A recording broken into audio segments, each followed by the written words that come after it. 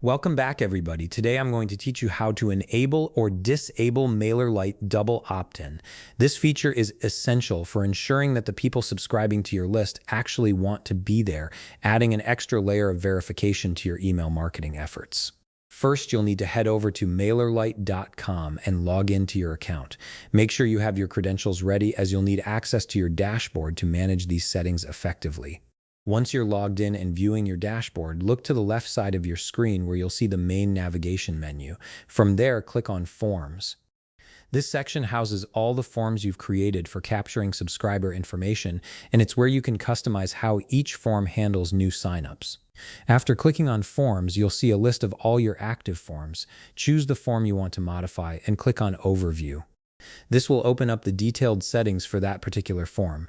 Now shift your attention to the right side of the screen. Here you'll notice a toggle button right beside the text that says Double Opt-in. This toggle is your control switch. Simply click it to enable or disable the double opt-in feature for this specific form. When enabled, subscribers will need to confirm their email address before being added to your list, which helps maintain a clean and engaged subscriber base. Now, if you want to control double opt-in settings more broadly, especially for integrations and API submissions, you'll need to access a different area.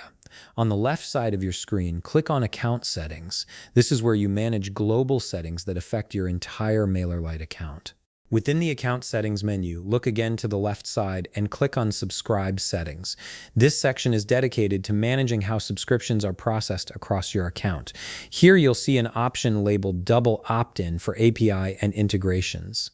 This setting applies to any subscribers coming through third-party integrations or API connections rather than your standard forms. Beside this text, there's another toggle button. Click it to enable or disable double opt-in for these external sources. This gives you flexibility depending on how you're collecting subscribers and what level of verification you need, and that's it.